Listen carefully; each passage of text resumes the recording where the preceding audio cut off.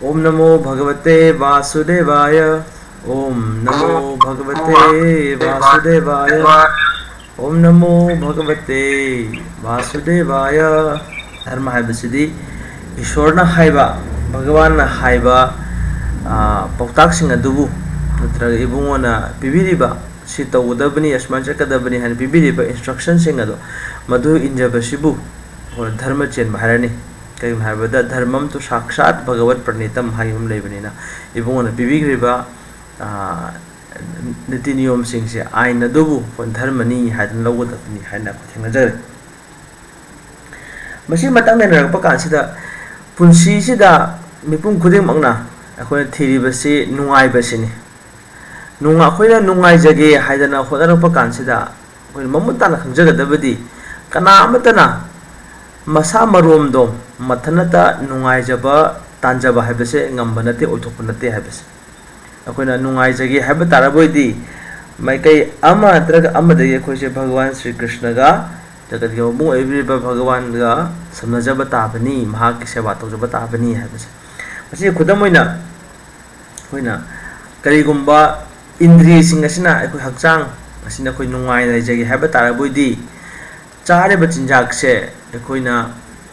पुक्त पीबा ताई इंद्रिय मयामसिना मागी मागी अपामगी मतुंगिना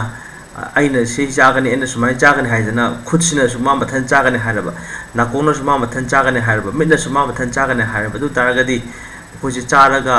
चाबदु कानबजे फंगदोरिब्रा नत्रगा मखोय नुंगाइबा यागदोरिब्रा हाइबा यारोय नुंगाइगे हाइबा तारबु नुंगाइबदु फंगजगे हाइबा तारबुइदी इंद्रिय मयामसिना पांबै ओइरे हारगा पुक्ता चानब चिंजाक तो पीबा ताबनी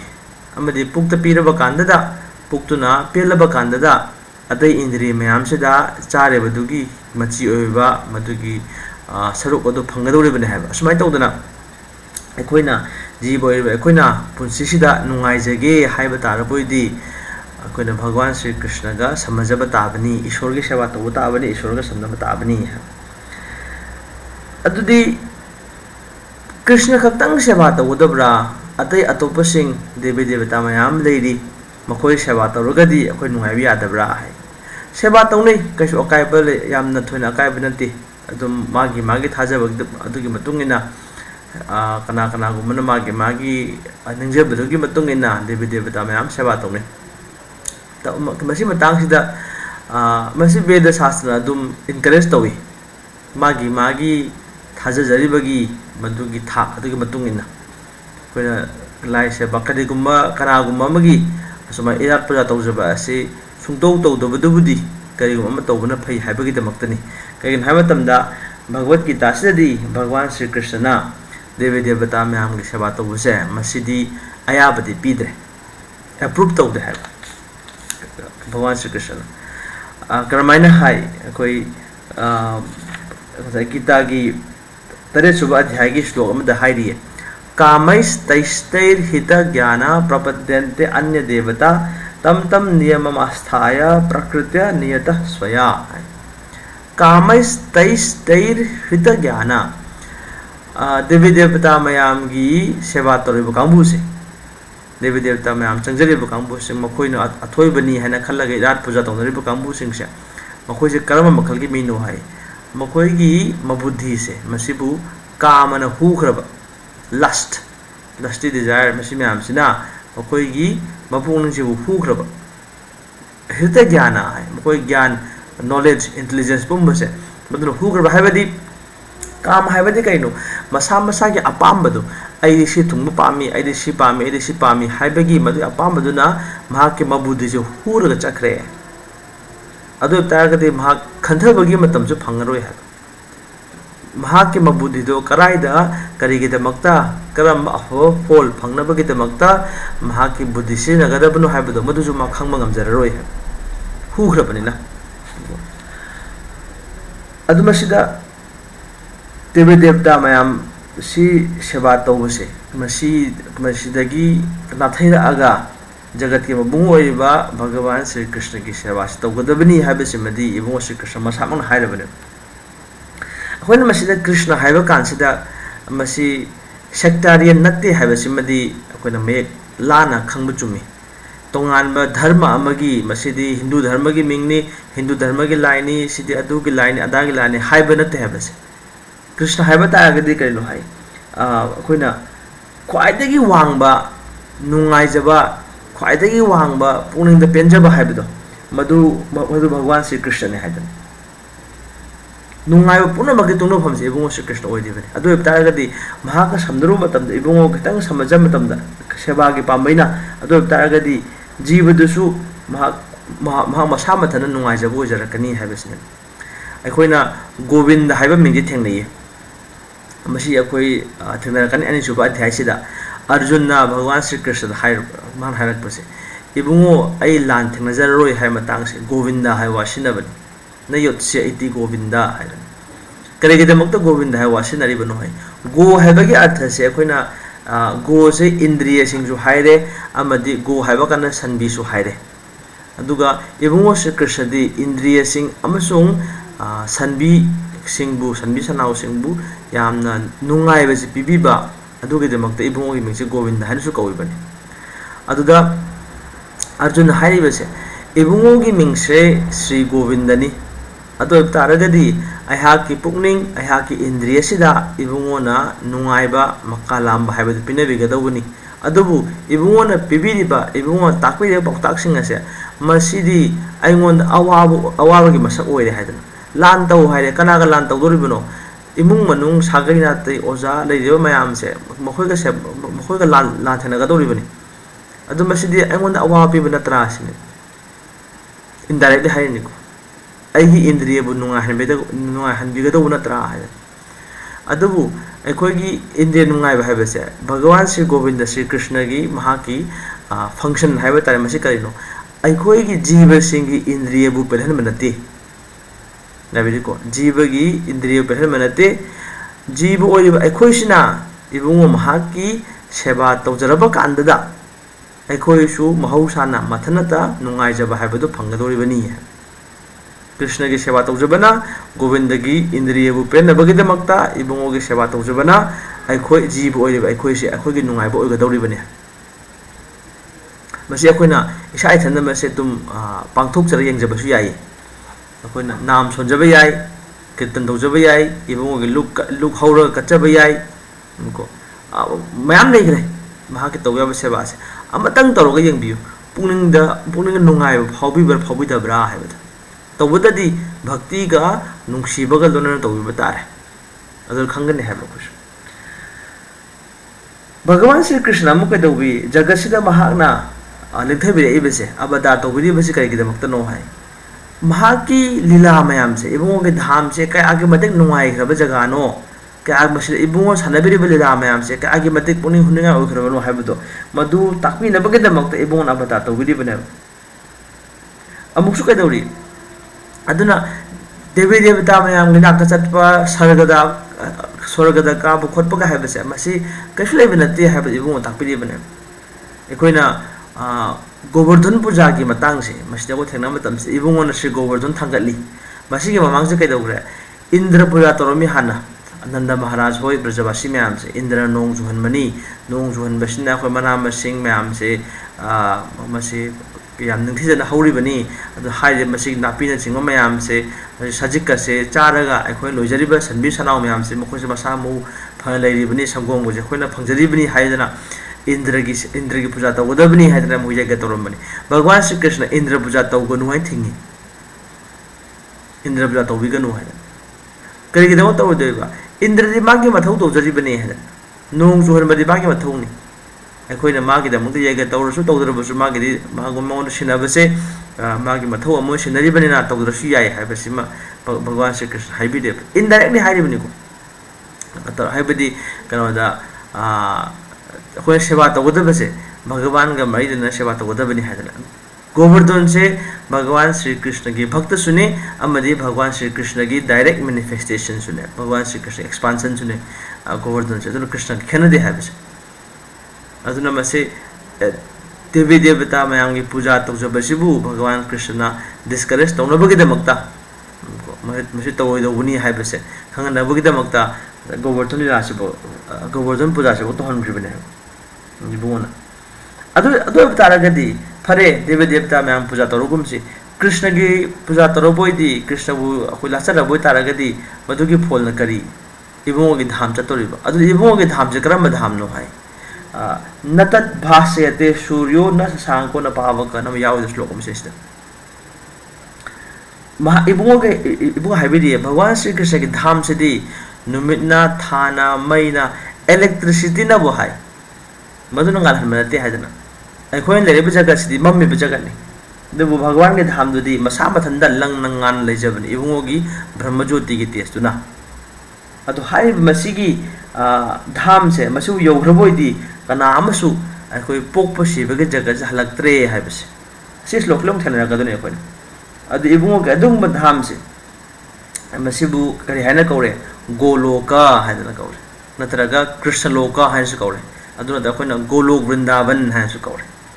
मजे अखोना अखोन लेरिबो पोकप सिबे जगह से लेरे मसिगी वांग मस्त ब्रह्मज्योति की मंगाल से लेरेगनी ब्रह्मज्योति की मंगाल से वांग मदा बैकुंठ जगत है मपान नाइद्रबा बैकुंठ जगत से लेरनी मफम सिदना भगवान श्री विष्णु शिवु तोंगान तोंगान इमा लक्ष्मी इमा इबे मयाम से चंगदना मखो सेवा तौरिबनी अमदी हाइबो बैकुंठ जगत सिगी ख्वाइदगी वांगबा ख्वाइदगी मतुलोम जगह से मसिबोले बखोइना गोलोक वृंदावन हाइबसे भगवान श्री कृष्ण की लीला सनाफम बोलिबसे अमदी मसिदे हाइबसे अखोइना भगवान अदुदि फरे कृष्ण की सेवा तौजगदोरे इबुंगो श्री कृष्ण की इजात प्रा तौजरगनी अदुदि इबुंगो श्री कृष्ण की रूप से कमाय तौजानो हाइबजे अखोइना भाम सागतपगे दरकार ओइद्रे है अदु भाम सागत तनबगी दमक्तन है भगवान श्री कृष्ण अवतार तौबरी बसि मा की रूप श्याम सुंदर होय फजग्रबा इबुंगो रूप सिदा महाना अखोयबु दर्शन फगनबिरि बसे इबुंगोना महा की जुग जुग खुदिंग लेंथबिरतुना अदुबु अपंग मियोयसिंगना इबुंगो असुम हाइना अखोय मियोय बगा मानब मसक अमा द कुमथबिरकपसे मियोय मसक मानब हाबदि यादरे इबुंगो की मसक असेंगबसे मसी ग मानना अखोय मियोय बसे साबिबनी हाबसि मलई अखोय की रूप सिना अखोय खुद खोंग खुद अनि खोंगनि पानबा अखोय की मसी सकफम से मसिना भगवान ग मानब भगवान न मसी ग मानब नत्ते अखोय की रूप सिना भगवान के असेंग रूप तो मानबनी हाबसिले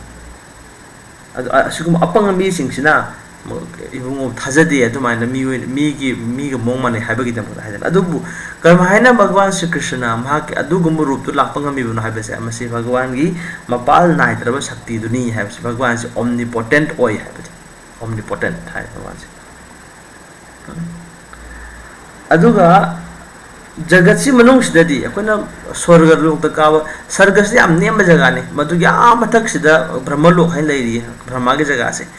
अदु भावदा फन वांगबदो अदु चचरुब तारगसु मफम पुनमग से स्वर्गदबु ओइरो ब्रह्मलोकबु ओइरो मसी मैम लोइनमक से मसिदा कंडीशन दिस एम नेब अखोना पृथ्वी थेनरी बसिगा पोकपा सीबा अहल लोइबा लना नाबा है हाइबसे थेनगदोरिबने अदु तारगदी मधुगी वांगले है खल्लिबा जगह दो मफम दुलो चलुब तारगसु अखोना मसे थेनरिबा पोकपसिबा अहलोबदना नाबसे मसे का समान थेंगले बो तारगदी करिबु कानारिबगे चलुबगी हाइबसने यामना अखोना खंधाबद मतिक चाव फमजिंगने मसे दो हाइरिबा तोंगान तोंगान ग्रह सिंसे मसे चटके हाबा तारग बोइदी अखोना मेकानिकल प्रोसेस मशीन सारगा स्पेसशिप सार चकदो नते है भगवत गीता मतुंगिन कय हाइरि यान्ति देव व्रता देवान नाम यावद श्लोकम यान्ति देव व्रति प्रदान पितृन यान्ति प्रतिव्रतान यावद माना मा नंजरिबा देवता दो अदुगी धाम दुर चतप यानी हाइबस करिगो अखोना देवता सिंग इदार प्रा तोजरबो तारगदी देवता सिंग लेब जगह चली न हारिब अदु हारिबा असिगुम्बा तोंगान तोंगानबा ngसाइगी देवलोक सिंग चतप यारगसु भगवत गीता नदी अदुगुम्बा लोक सिंदुदा चतनबगी इनकरेज तौदे हाइबस मेन पर भगवत गीता की पर्पस से करिनो है कृष्ण के मनाक्ता हनबसिनी है अतोप अतै जगह चपिरुरगनु है चप चाना ngसाइ अखोइना कन भगवत गीता के पर्पस से मसे चकदोब जगह से कराइदनो गोलोक वृंदावन है चकदो है अखोइ लेब जगत सिदी मसी पोकपसिबे जगत सिदी खोनांग बोट पांबी से मथमखा अंथोपा मग चप मानै न हाइगेबदु मसी अमुक 35 सुबा अध्याय यारकदोरिबने ऊर्ध्वमूलम अधा शाखम मन यारुसि असम मसी यावरिबसे कइनो खोनांग बोट की अदुगी मम्मी नि है mami ne habiti kai no mami sida akoina uhai ga se pan ba yawi ko akoina mathak makha on thok na ba upam bi habiti kai no mara sina mathak lom leiba masa marung sina makha leiba asagum upam bi se jaga sida ude mara ha bi makha le ga dabni adu masigi upam bi se karam no akoga jaga sina oi upam bi se jaga sigi masak oi upam bi se kai no mara na mathak lei masa marung na makha lei he asiko upam bi je kai da ubage ayam akoi jaga sida uraroi uba jaga amale hai ising gi mapal da pukri gi mapal gumba turel gi mapal gumba pat ke mapal gumba adu gumba da u je hoba kan sida magi mami tarak pase mara adu na mathak lom nei khre masam no makhare thare adu di mami ne bas hoi uri base adu di u aseng da uhi pan bado adu su mami da su ugani adu bu mami da lai de ba ngasai uhi do adu cha ga ha khon khon ru ba tara ga di uhi du cha ba yar ro he ba hona ri matik ai cha ba sungam hang ro ba ma gi mami oi bani na adu ba tara ga di cha ga no hona re phang dra bani na ka dore es masi jaga sin nungai ba jaga na te da hai ba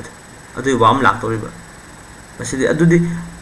masi nungai ba na te hai ba da di ka dore mo ko si ai di moksha pa me brahma jo de tin ba pa me out of frustration ne nungai ge hona ru ba nungai ge krishna ge seva to hona ba na te go nungai ge hona ru ba du da upai ta nungai ba masi jaga si di nungai ba ge jaga na te hai gi na dukha lem asaswatam hai gi ba awa ba gi mafam ni na hai yam make na hai ba ne adu awa ba gi mafam oi ri ba do adu ba khoina nungai ba gi mafam on thok ningi ya ga dara ya roi hai bas yam na khang jaga da ba adu ka dawi mami dum le boy di aseng ba udu su karai drum lei gani hai bas ne hoi le ba jagat se machine mami ba tara ga di awa ba gi jaga ni masi aseng ba jagat tu su kai drum le pham thoi hai bas ne madu ne khoina adhyatmik jagat hai bas spiritual world hai bas adu ma pham no kai no mai ba pham ne chadi kai no sat chit ananda hai bas full of knowledge eternity and full of bliss kai dong wai da mango nai da ba kai dong da shivanai da ba gyan na pek than ba amasung nungai ba punam nungai ba gi kham theng nungai ba do adu gi tung na phom oi bani hai bas ne basis la pro ba khudam su pibiri ekoina marubhumi da desert ta ising phang da ba do adu main ta uduna masigi material resources nungai ba phangoi hai bas ne nungai ba phangi hai ba tara ga di madu gi thangai seng ising do adu thangai seng nungai ba gi ising do madu phangjagi hai boy tara ga di ko ga do ta ba no adhyatmik jaga da chat ta ba sigi pokpa sibe ga jaga se nungai ba di phangaroi hai bas ne masisu bhagavad gita gi yam maru oi para ne masisu masi hai ro ga khoina bhagwan gi dham da chana bagi da makta shem sajagi hai boy tara ga di karam makhal gi koi wakhalon se karam mo da chen ga da gi hai basi ko masi masi naina ba ma changi madi ko khanu hona ba ma changi adu masi da slok mas am pi di base masi pamina ba yai masi slok yam phajab slok ni nirmana moha jida sanga dosha anta ut ko mang da pati pa jagi ni chabatranga so si thangna bi ramani ma ma ai am da haijara ke ma am su khubirak si am da nirmana moha jita sanga dosha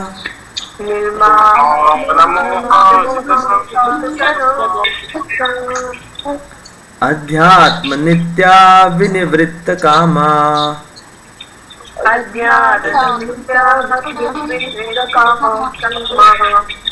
द्वंद्वैर विमुक्ता सुख दुख संगैर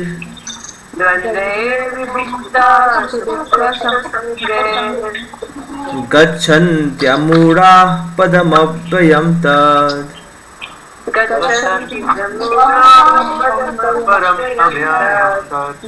पदम अव्ययम है से पदम अव्ययम कर्म जगह अव्यय मांग बनाइदब जगत तो अदुग मफम दो अदु यौब ngमगनी कमाइना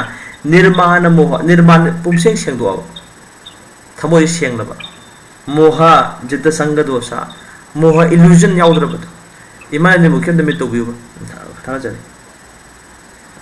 मोह याउद्रब जिता संग दोष फतब संग तौबदो अदुदगी वांग मलालाबा अध्यात्म नित्य निवृत्त कामा कानाद्रब अपाम्बसिंग से मदुदगी वांग मलालाबा कांगबुदो दोंदरी विमुक्ता सुख दुख संगे मार्क्सना कोई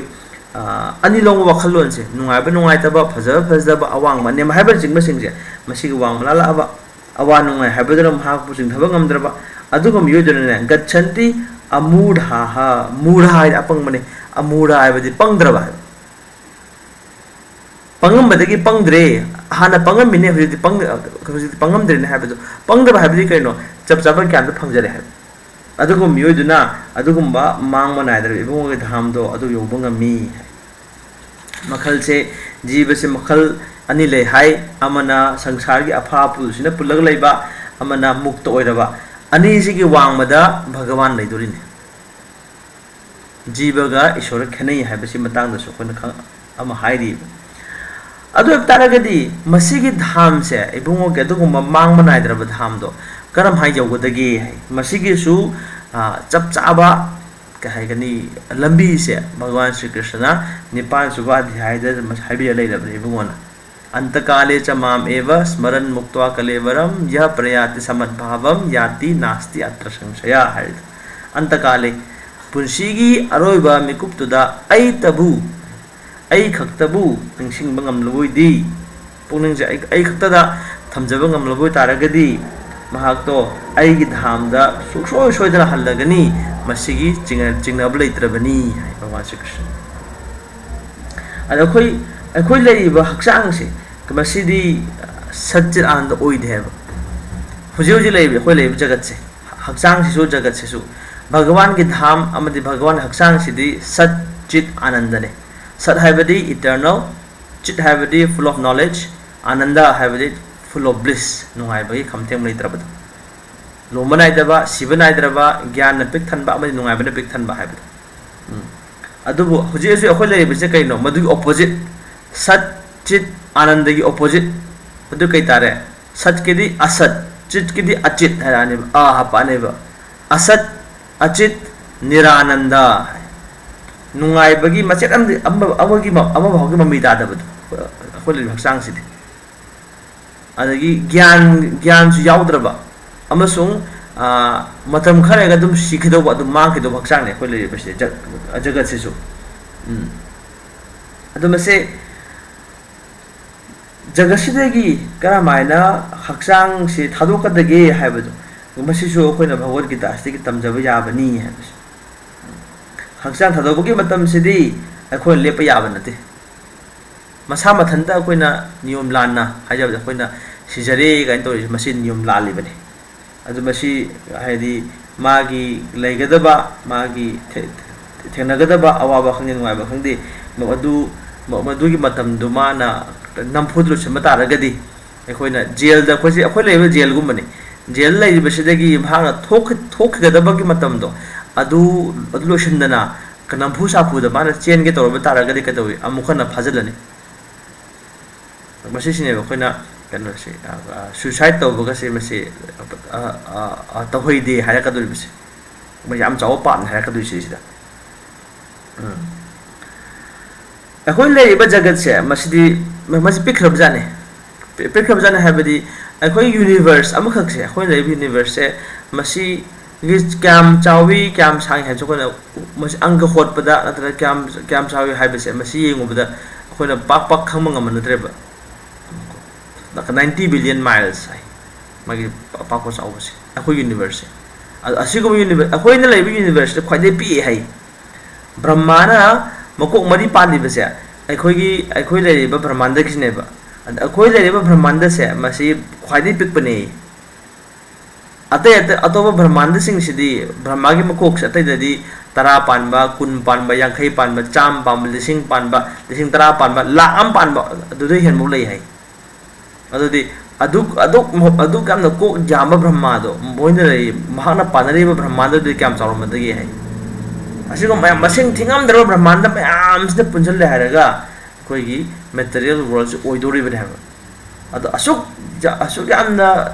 चावरिबा मटेरियल वर्ल्ड से मसिसिना करिनो होल क्रिएशन सिगी सरुक मरी थोपगी अमखक्तनी है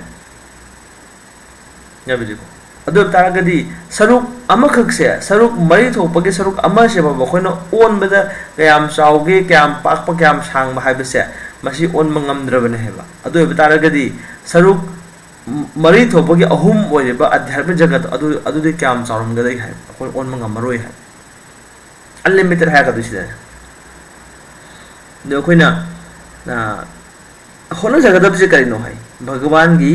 धाम दु यौगिनम होनागदौबनी इबुंगो गसागी ब्रह्मज्योति हाइबा मंगाल दो मदु तिनौब नते मंगाल तिलोय मदुगी वांगमदा चकदौबनी अदुना खोइ वमांग हाइजगिबदु अर्जुन दा भगवान श्री कृष्ण हंगे नंग कै तौगेगे अपामबदु हाइरो हाइना अदु हंगबा कांदुदा अखोइ गसाइ अमुक ईश्वर भगवान करिनो मसिना कर हाइबसे इमेजिन तौबो दरकार लैत्रे मसिना चुमगदरा मसिना अमसि ओरमगदा हाइबन सिंगबसिंगदो अर्जुन भगवान हाइकिदना करि सेवा चनम तबा हाइदन इबुगोन हाइबदमक ऐतौजरगे हाइगिबदो अमुकसु हाइरिये अखोइना कदिगुम्बा भगवत धाम चतप ngमहौद्रब तारगदि भगवत धाम से चतप ngमहौद्रब तारगदि फज हाइबदो अरोय बिकुपसिदा भगवान श्री कृष्ण निंसिंगलबोयदि भगवत धाम यौरे निंसिंगद्रबोयदि भगवान निंसिंगहौद्रेन अदुदि करि यम यम बापे स्मरण भावम है कृष्ण निंसिंगहौदब तारगदि माना निंजरिबदो माना निंसिंगलियो पोतो मदुगी मतुंगिना मथंग हेक्रांग फंगनी कृष्ण निंसिंगदि कृष्ण मनाक चले कृष्ण तब अत निंसिंगगदि मदुगी फिल्मदो फंगनी नखोय याम चेक्सिम दरकार होय है बसि मतांग सिदा करी वखल खंगदोबनो अदुना हाइना ngasi खलिबसे मसी सिनाइगी हाय हक्सांग थादोम दगे मतम गी वखल मदुदसु कमसी की ममी तारा कदोरि ने याम याम चेखिन दबि आदबा कृष्ण संगदि कृष्ण यौरे कनत्रगदि आई खुदोंग चाबदा अमुक मांगजगदोरि यम यम बाप स्मरण भाव मन हाय अद भगवान श्री कृष्ण गिदी मागिदी शक्ति से मखल जामी तोंगान तोम शक्ति सिना इबु अपाम बदि मतुंगिना लोइन मग चलाइरिबनी है अदर मस्ते खोइ चमम दरगा खोइ लई जगत सिदा तोंगान बा अखोइ की भगवान शक्ति मैम कृष्ण के शक्ति से मैम लेरे इंटरनल एनर्जी है मा स्पिरिचुअल एनर्जी है मा अदगी मटेरियल एनर्जी है मा माया शक्ति है मा सिमलई बसे अदो अखोइ हुजिक फावददी खोइ कैदौरी अया मतम द खोइ पुनिंग से नसाइगी भगवान कृष्ण बु निंजबदि लायदना महा की माया की ओइब शक्ति से मसिदर हेन लुपसने हेन गुम तौइब खोइ अया मना 99.999% हाइ दम सिम दास दे अदो तारगदि फरे हुजि आइगे वखल से हुजि एना खलि वखल आइगी पुनिंग फेरे मचिंग बसे मस लोइना मक हुजि हाइरिबा मटेरियल ओइबा को मसिगी भगवान के मपान थोंगे शक्ति से माया से असिना सुमदिए हाइबसम याजरे कोइना अदो तारगदि मसिदगी कर्मा थुलकदगे हाइ मसिदगी थुलकपसि याब्रा याइ कदब यावदुरबा हाइ अदुदि कमतो क्रम यानी हौजे फावबद अखोइन हाइना बिसे कैदबि मी आमना खबर पाबा को हौजिका मतम की फिक्शन आना वारी दारी इबा ताबा असे सिंग बसिंग से मैम तौरी अदो मदुदगी थोले हाइरगा खोइ कदौदरिबा कृष्ण के माता नरबोइदी शास्त्र की वा मैम से मसिन नरबोइदी रामायण महाभारत लेरिबा शास्त्र वा अम गीता भागवत चिंगबसे मसे कोन ताजरबोइदी खोइ कैदौरे मसे हाइरिबा संसार की वखलदा लुप्पग लेरमिबदो मदुदगी हुजि हाइरिबा भगवान की लीला चिंगबसिदा खोइ वखल से मदु चंग यारगनी है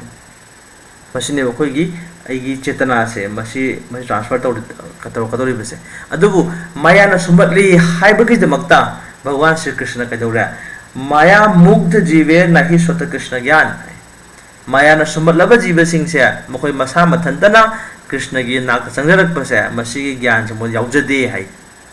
गमसुंग अमरो हाइबा अदु ngमनबगी दमक्ता खंगनबगी दमक्ता कैदौरे भगवान श्री कृष्ण जीवेरे कृपाय कोइला जीवद कृपा तौबुदुना भगवान कैदौरे वेद पुराण संगि लेंबिदरे मसिगी वेद पुराण मैम से मसिदे अखोइना महाभारत सेसु मंगा सुब वेदनी हाइने ऋग साम यजुर अथर्व लैरेको मसिगी मथंग तारक मसिदा वेद मकेंग मानबनी हाइबगी दमक्ता महाभारत सेसु पंचम वेद हाइदना हाइरे मसि मनुंग सिदा भगवत गीता याउबिदे अदि मसि दोरक्तना मुक श्रीमद् भागवतम बचिंग मैम लैबिदे मसि हाइरे मैम जे खोइना मसि पाजब नैनजब तौनबगी दमक्ता हाइरिबसे मसी नैनजरबोइदी अन भगवान श्री कृष्ण खंग ngमजरगनी अदुज मथक्ता गसा हाइरिबा खबर कागज पाबन सिंग खबर पाबा लाइक अते दे पाब को मैम तौबसे मसिना वखल चमम नहनबदो अदु चमम नररोय अदुइ मुहत्ता हुजि हाइरिबा शास्त्र मैम से मसि जखोइना आइगी पुनंग से ट्रांसफर तौ यारगनी हाइबसने अदु सुमाइन तरोबे तारगदी मखोइना हक्चांग थादोमना मतमसिदा भगवान श्री कृष्णबु निंसिंगजबसे अखोइना खजिक लाइरप थोगनी है ngमगनी हाइबसने अदुना भगवान श्री कृष्णना मसेगी चप चाब फोल से फंगनी है बे चप चा गारंटी बिबिदी तस्मात् सर्वेषु कालेषु माम अनुस्मर युद्ध चा मय्यर्पित मनोबुद्धिर माम एवेशसि असंशया अदुना हे अर्जुन नंग तबुदब से मत पुनमक्ता आईगी ममद खल्लो है आई तबु खल्लो तस्मात् सर्वेषु कालेषु मत पुनमक्ता श्री कृष्ण ने नंगे नमांग लेपिबा ऐसे मसे कृष्ण के रूप से मसे खल्लो नंग नंग निसंगो अदुगा नंग तबुदब थबक सिंगदो अदु पांथोक चरो युद्ध चा है लान तौरो अर्जुन के थबक लान तौबनी अदुना आइबु निसंग लान तौरो है अदु अर्जुन नतब मियोय ददि कदरनी अखोय ब्राह्मण ओरगना ब्राह्मण के थबक तौरो क्षत्रिय ने क्षत्रिय के थबक तौरो ओजा ओजा के थबक तौरो ममा पा मचा सेंबिरो मचा मसु ओरगा ममा पा हल्लम जिन हाइबे इनबिरो अस लोइमक तौबु यारे अदुबु कृष्ण निसंग तौबियु है कोसी यामरुय पराने मसे अखोय तौदब थबक से लोइमक तौबिरो माना अखोय केदौरे कनो से भगवान श्री कृष्ण निंसन होनर मतम सिदा केदौरकनी अखोयना मागी लेदि फिरम से मसे अखोयना थादोकपगे थोरक दरकार ओइद है लेदि मागी लेदि फिरम दो मदुदम कृष्ण फनो होना जबिया है मसिने अखोय कृष्ण भक्ति ख्वादे फजरे वासे अदु मसिदा अखोय हाइरी अखोयना कनागुम अमना कनो से भगवान श्री कृष्ण से अखोय निंसिंग बजिंग ngमद्रें खनबिरो अबुदे कमाइन तौबा है माय होना जरिबदो नोमगी माना कीर्तन तौजदना अमा तौदना सेवा अम तौहन जरिबसे मदुगी तौरिबा सेवादर मासे सोयदना कनगदौरी है तौरिबा सेवादना अइना भगवान श्री कृष्ण बु निंसिंग ngमद्रगसु अइना लैरुरिब पुंसी महिंगदो मदुदुना पुंकुन मरी कृष्ण काउदन होनकिबदो मदुना अखोयसिबु भगवान श्री कृष्ण बु अखोय निंसिंग ngमकदौरी है नखोय मसे मागी तौजरिबा थबक से करम हाइन तौदना अखोयना भगवान श्री कृष्ण निंसिंग होनगदगे है कृष्ण निंसिंग भाइबसे अखोयना मसे खुदम पीदी या फजबमा परकिया है स्वकिया हाइबदी ngasai mapuroiba amada ngasai mahaki alonrobi nupisina mana yam nungsina mahaki mapuroiba seba tawjabase ngasi wakan swakiya hai aduga mapurobe leiraba luhongba yum palaba adubu mahakna nungsina jaba nupa am leiba hanadagi adu taragadi mahakna mapuroiba du lejaba taragasu mahak han nungsina mido mahak si unanaba khanaba asmai tawjabase masi yam kalle hai असिगु मिसि कइदोइ मार्क्सना युमगि थबै खाजे लोय पांथोनि फजना अहल lump चिंगदरा भाइदना करिमता हाइदि हाइनि थबक सोइदनबा दगी थबक से अमतो होदनबा section तौदरे अहल lump सेवा सु मपुरबे सेवा सु युमगि थबक था लोयम हाइदि केम चिंगना पोक्तनबा अदुगा माक अदुबु my पुंगदि नसाय मागे नुसिने मिदो खंदो मदुनि अखोना कृष्ण निंगदबसे आचार्य सिंह मसी खुदम हाइजे करेगिदमक्तनो अखोना जगत से लेबा कोबरिना अखोना खंगबदि आम लागेदब खुदम बिबिरिबने बसे अदु तारकदि कृष्ण निंजबा बसे कमानिंगदबनो हाय युमदा लेरिबा थबक थना फिल्म तौबिरो चाक थोंबो तौबिरो अम तौबिरो अंगांग सेमबसु लाइक तंबसु अम लोइबो तौबिरो अदुगा लोइबेना पुनिंगदि कृष्ण थंबियो हायबसिन अबना कमा हाय अखो इमाय बेन सिंगना हुजिकान दे क्या बतौनो गिद्रे कुंगदगा तनोरमगिदरा खंगदि इसिंग होन मतमदा कोकता कनो इसिंगी पात्र कोई टैक्सी गा लेबदो होजिकान खंग कने मी याम खंगरा बरो यामना कोनो होय कोन इसिंग हाप कोन पुबो जोक्ता अदो इसिंग हाप पात्र से अम खतगा नते अहुम मेग लोखल पुबो यावेबो अदो बुखत अदमान लोन पुबदो अदो मा से अतै म थंगरे बचा मे नै मेदो मा वाई दम सानी को वा हंगनी अमा तौनी अदुबु मागी पुनिंग दि काय ले ngasai कोखत पुखलिबा असा लोखलिबा कोनदुदा अदे थबक तरे पुनमक लमु तौदरिबने को अतै मा लय तौदरिबा अदुबु आई पुनिंग दि कनादा कृष्ण थम तंबियो हाबसने असुमाइना थम ngam अखोई से ngसाई हाइरिबा मतम पुनमक कृष्ण सिंह हाबदो अदु पराद मदे अखोई फंगजब ngमजरनी हाब अर्जुन जु मलानमीनी माजे कृष्ण भक्त ने दुबु मलानमीनी हाबा कृष्ण भक्त ने हाइदना मा जंगल द फम कायदा मंदिर द फम मा नाम सो लेबनति मा के थबक तौरीबनी हाबा अदु अखोई लेजरी बसे आई की थबक तो मधु ले पाथोक जरे हायरगा अदु लोय लोयना भगवान श्री कृष्ण की सेवा तौजबा याय हाबसने अर्जुन ने सिवाम हाइरी रोपान पखलई बसे मसी नाम जे हाइरे सुमाइं छंगु सुमाइ तो हाइदना अदु आई की अखोई पुनिंग से याम लांगी है चंचलम हे मना कृष्ण प्रमाथिनी बलभद्रम है अम याउदोरिबस कोई अखोई पुनिंग से असुकी मते शनबद वाबा याम अनम जुकनबा हाइबजु इंदबा अदु पुनिंग सु ओइबा अदु मसिदा करम हाइन तौदना इन कृष्ण सिंह दोइनो है मसी अखोइना मिपुम खुद थेनरीब इशू ने मसी से अदु भगवान श्री कृष्ण कह भी है असी कह भी योगिनाम पि सर्वेशा मत गतेरांतर आत्मना हाइबज हाइबिरे मतलब पुनमक्ता आईगी आइंगोंद पुनिंग लुपग लेब कांबुदो मखोय अथोय योगिनी है अभ्यास तवर हाइबे भगवान श्री कृष्ण अभ्यास तव होनो अदुगा आईगी नि हाइबदो अदुमदी अदु थादो ए हारगा पुनमक श्री भगवान श्री कृष्ण की नि हाइबे खंगने हारगा नन होनो हाइबसने अदुमसे ख्वाइदगी अवाब योगी से अखोय भगवान श्री कृष्ण मतलब पुनमक निसिंग लेब योगी से अदुगुम अदु भक्त दो अदु ख्वाइदगी टॉप ऑफ योगी ने हाइबसे ममांगदसु वांग हंगनबीको कमाइन तौदना अखोय समाधि लेदोरिबनो हाइबदो कोन वाइ तेबदो ओरसो मदबो ओरसो कोन कृष्ण की निकोन खला तौ मतमसे पुनु सुम याय हाइबदो ओके अखोय की तौबदो बथमक्ते करिनो हाइ आइगी वाखल आइगी पुनिंग से मसिनी होंदोकदबसे आई कॉन्शियसनेस होंदोकदबन हाइदना तोंगान बखोयना कलंबी से मैम लेखरे भगवान श्री कृष्ण की इबुंग भक्ति से फंगनबगीदमक्ता अदु मरुओइना अखोयना भगवत गीता थेंगनबसे करिनो हाइ श्रीमद् भागवतम अम थेंगनरी प्रधान महाराज हाइसे श्रवणम कीर्तनम विष्णु स्मरणम पाद सेवनम अर्चनम वंदनम दास्यम साख्यम आत्मनिवेदनम है भक्ति अंग मापल से ताजबा सक सोंजबा इबुंग नुसिंजबा हाइबसे मसिगी मापल दो अदो खन पाथोक चरबोइदी मसिंग अमगदोरिबने हाइबा अदो मसि हाइरिबसे अभ्यास योग युक्तेना चेतसा ना अन्यगामिना है अतैद वखल से हाइदोक्तबिदा अखोइना होनजरो है अदो होनरिबसे कम होनगदौनो तद विज्ञानार्थम सगुरुम एवाभि गच्छेत गुरु अमदे नाइदबा यारो कृष्ण फंगजगे कृष्ण की धाम चचगे हाइबो तारगदी ngसाय एबु तापिगदबा खुद पाइन तापिगदबा असोबो चाइबिगदबा अदु गुरु अम दरकार ओइ अदु हाइबो गुरु सिना कमाइन फंगदोरिबा कृष्ण न निजगदौ भगवान श्री कृष्ण खुरम जगत हाइजगदौ ने अदु हाइदे मसिग लंबी से असुग याम नेंदरे अखोइना अदु मसिदे सिदा कना नो मसिदा चंगमंगदोरिबसे यामन क्वालिफाइड ओइबम दरकार ओइद्रा हाइबस ब्राह्मण गुम्बा अद यामन हाइ सिंगबा पंडित गुम्बा अदुगुम्बी चंगद्रा हाइबस श्लोक अम वरम में आमा नते है भगवान श्री कृष्ण लोइनमक याय मसिदा श्लोक हाइसे माम ही पार्थ विपाश्रित्य ये पिशु पापयोनय स्त्रियो वैश्यास तथा शूद्रास तेपि यान्ति परांगतिम है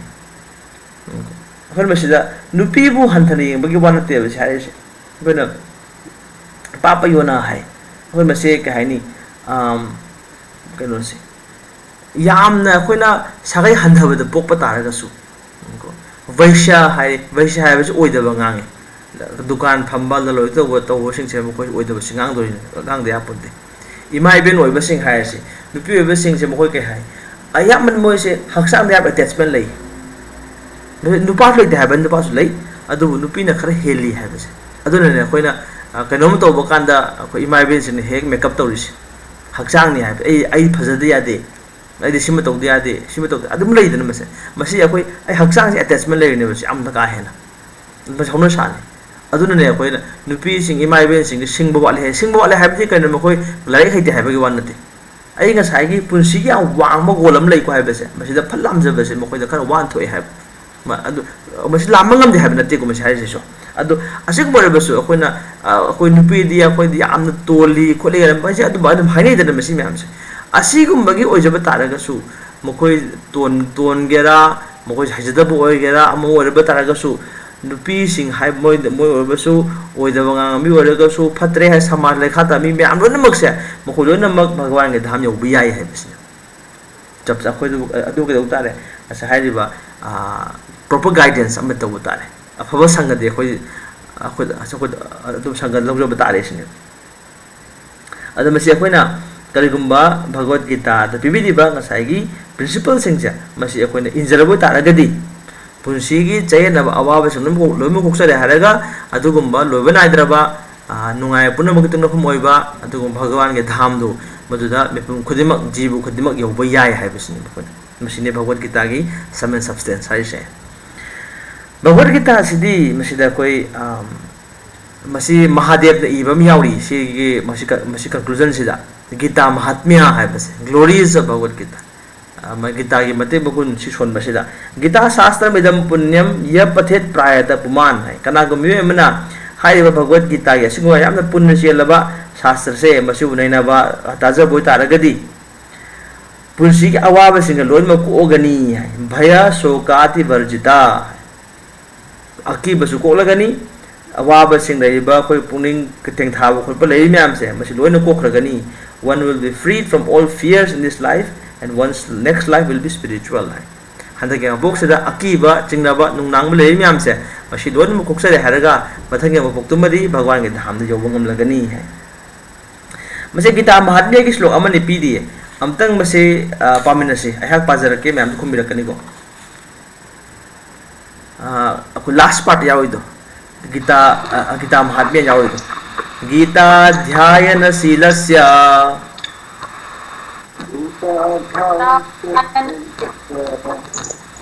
प्राणायाम परस्य च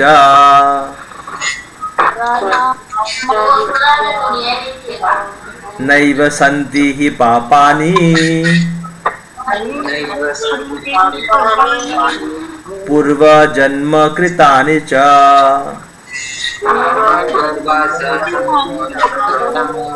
करिगुम्बा यामन पुनिंग सेंगना अमदि यामन पुनिंग चेतना कनागुममना भगवद गीता असिबु चांगना पाजरबो तारगदी भगवान श्री कृष्ण कृपादगी मागे ममांग अपोक लेगे फतब थबे फोल सिंगदो अदु लेररोई है अदुगा मुहाइरी भगवान श्री कृष्ण सर्वधर्मान परित्यज मामेकम शरणम व्रज अहम त्वाम सर्व पापेभ्यो मोक्षयिष्यामि मासु हाइगे अगोन चंजर ओ अदु तारग नंगी फतब मैम दो फतबगी फोल पुनमक तो फतब थबगी फोल पुनमक तो मदु अइना कोपिरगनी है न किरनु है नंगी वारे मैम दो अदु अइ लेको अइना कोपिरदोबनी है भगवान श्री कृष्ण अदुगी चप चाब मागी कॉन्फिडेंस बिबिरिबिनेबा मथंग के हाइबिरकनी मल निर्मोचनम पुंसाम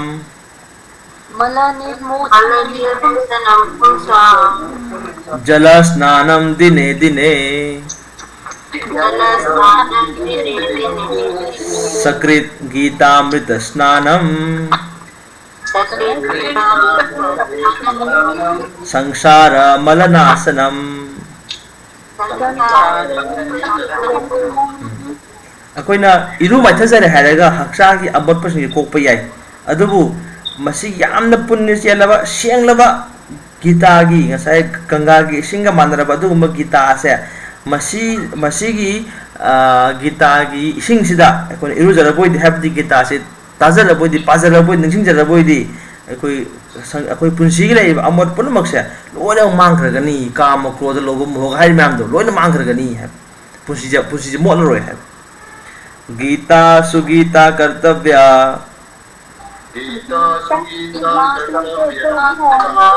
किम अन्यै शास्त्र विस्तरै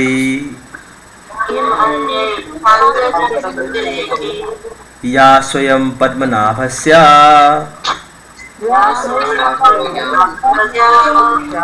मुख पद्मात् विनिसृता मसी भगवद गीता से मसीदी पद्मनाभ मसामकना हाइबा पद्मनाभ हाइबदी इबु खोइदौ से थंबाल गन फजबा असिगुम्बा अदुगुम्ला भगवान श्री पद्मनाभ भगवान श्री कृष्ण की चिन्मक्तगी थोलकपनिना मसीदी अतोपा असी की शास्त्र से मसी पाजरबोयदी अतः अतोप पाब अतः अतोप लाइक अमो पाब कई दरकार लेरिगे है संसार के अतः लाइक पाब दरकार ओइद्रे है मसी भगवत गीता सिदा भगवत गीता वेद की ख्वाइदे मची हो हम मैम दो लोइनमक गीता से यावरबनी अदुना भगवत गीता से भगवान श्री कृष्ण मसामंगना हाबिब ओइबनिना मसी पारगदे अतः अतोप पादसी यारे भारतामृत सर्वसाम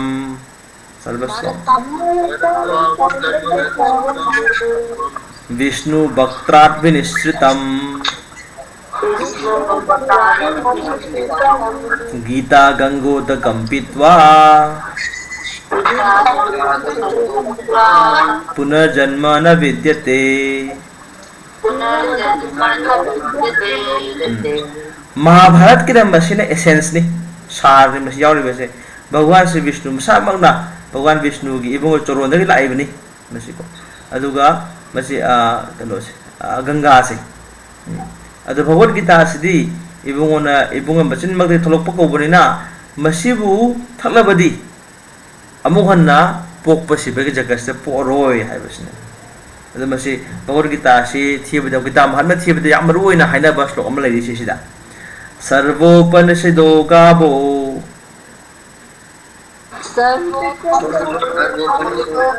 हाइबदी सर्व उपनिषदो गावो उपनिषद लोइनमक से मसने सनबीने खनबिरो है दोग्धा गोपाल नंदना पार्थो वत्स सुधीर भोक्ता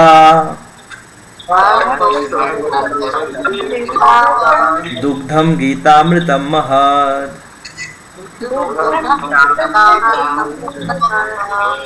गीत उपनिषद पुनमक असिगी मसिगी मची ओइबा ख्वाइदगी मरु ओइबदो मधु भगवत गीता सिनी अमसुंग मसी ओइबा भगवत गीता से मसिना सनबी अमनि न खनबिरो मसी सनबीनी अदुगा सनबी सिबु संगोम सुमलिबसिना इबुंगो श्री कृष्णनी पार्थ अर्जुन सिना सनाव मचानी अमसुंग मसिबु गीता से ताजरिबा अदुगुम्बा हाई सिंगलबा नसै पंडित सिंह ओइबिरिबा मिबोय सिंहसिना असेंग भक्त सिंहसिना सनाव मचानी या कनो से मखोइदुना अर्जुन सनाव मचानी अमदी मसी गीता की पराजु ताबिदे मयाम पुनमक से मसिना असि हाइरिबा अमृत चेलबा गीता के संगोम सु थकपिदिबनी एकम शास्त्रम देवकी पुत्र गीतम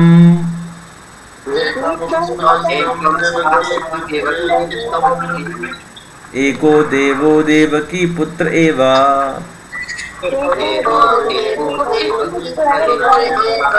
एको मंत्रस्तस्य नामानि यानि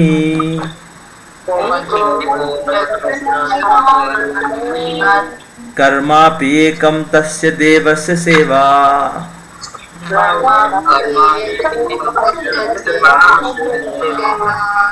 ngasi ki matam sida mayam se akoina shastra ki dharma ki lai pa matam sida amasu amar hai amasu ama hai mo sida amatang paraga di phatra hai bisa amatang se pam me ko ji gan se amatang parlo ma yabado amatang do karam boy hen sige hai akoina shastra amatang ishwar amatang dharma amatang thabok su amatang sima to yare hai ata to mayam to mota adi karam mana khoi to do bisai ekam shastram मसी कना हाय बसी वासे इबुंग महादेव जो हाय बनी शंकराचार्य जो हाय बसी वासे अखोना पागदब शास्त्र से अम खतंग ओइरसी मसी कई पृथ्वी पुमन पादोब भगवत गीता अदगी अखोना निंगद ईश्वर सिसु अम खतंग ओइरसी भगवान श्री कृष्ण देवगी मचान प ओइरबे इबुंग श्री कृष्ण से जगेदी मंत्र से अम खतंग ओइरसी करा मंत्र नो भगवान की लेरी हरे कृष्ण महामंत्र से हरे कृष्णा कृष्ण कृष्ण हरे हरे हरे राम राम राम हरे हरे सी मत सोलसे अदगे हमने कह हरि तवदब थबक से कइनो कर्मापि एकम तस्य देवस्य सेवा थबक से अमखतंग ओरसी मिखुदे मत तवदब से कइनो हाय भगवान परमेश्वर भगवान श्री कृष्ण की सेवा से मसिन अखोय पुनमग तवदब थबक अमतंग ओरसी हाय मसि ओरगदी पुंसिगी मैया मादु ओरनी है बस हरे कृष्ण कृष्ण कृष्ण हरे हरे हरे राम राम राम हरे हरे मसी मतंग असिदा भगवत गीता की इंट्रोडक्शन लोसनजरे मसी मतुंग की पेज यावि बसे मसी परंपरा ने तो भगवान श्री कृष्ण हौरपदो भगवान श्री कृष्ण हौरगा मथंग लापसना कृष्ण ब्रह्मा ताए ब्रह्मा नारद मुनि व्यासदेवदा मथंग लापसना चैतन्य महाप्रभुना वृंदावन गोस्वामी तरुक मखोय मतुंग सिदा शिला भक्तिसिद्धांत प्रभुपाद मतुंग सिदा भक्ति वेदांत स्वामी शिला प्रभुपाद इस्कॉन फोंगराचार्य लाई बसे unbroken chain of Guru and disciple है बसने कोई अनु से गुरु शिष्य की परंपरा से बसे कायदना लाई बनिना मसिगी ज्ञान से तो होंगदे है बसे मसी मसु अमतंग यंबिरो मैम पुलपना मसी बाव असी अखोयना नजबसिदा करी करी वा हंगबनिंग बलेबिरी वा हंगबनिंग ताने बिन बलेबिब्रा हरे कृष्ण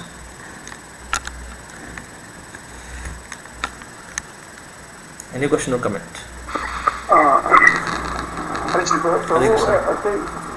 भगवत गीता ज्ञान से तो कनो भगवान आए कनो इमम अध्याय मरी की फर्स्ट इमम दिवस जुगम पत्तवानम ऐसे दिवसान मन बाहो मन खाते अब तो अभी प्रभु कनो दा अभी ऐसे होगी तो इसी भगवान उबाच original ubat jo ai na matam nu de kari to same kitas na ai fara kriyo to hai bidi essence to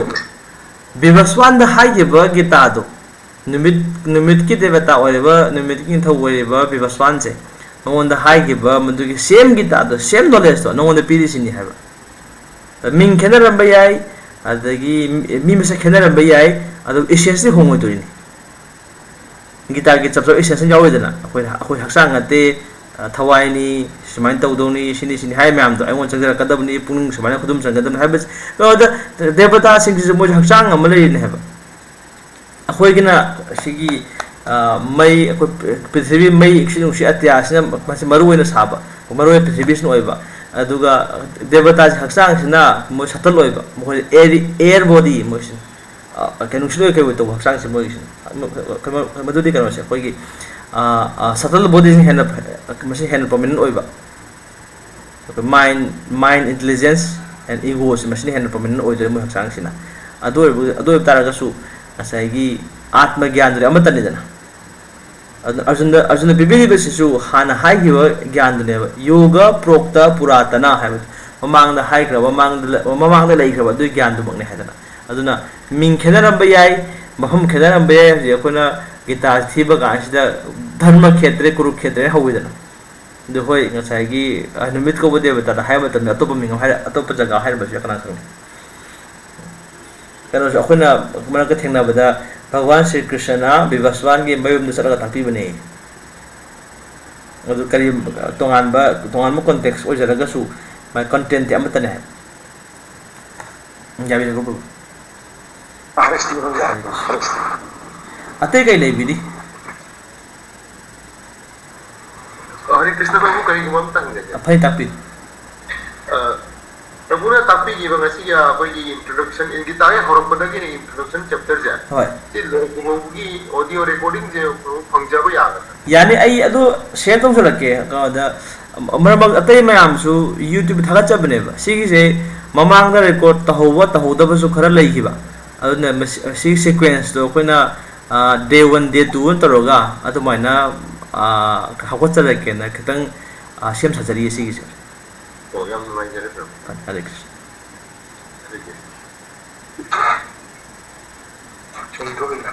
हरे कृष्ण प्रभु हरे कृष्ण ताबी ब्रा होय हाइबिरो आई ग्रुप दा हाइबदो गोइदी ग्रुप दा सु केना तौद्रिने प्रभु ग्रुप एड तौद्रिबा मयाम ना कुकुरो फनी मतलब सुबह ताबीरिब्रा माताजी की से कोई हाथरिब्रा ग्रुप दा हाथरिया फरे फरे अब हफ्ता लगे माताजी जान तो लगे हरे कृष्ण हरे कृष्ण अते के लिए बिली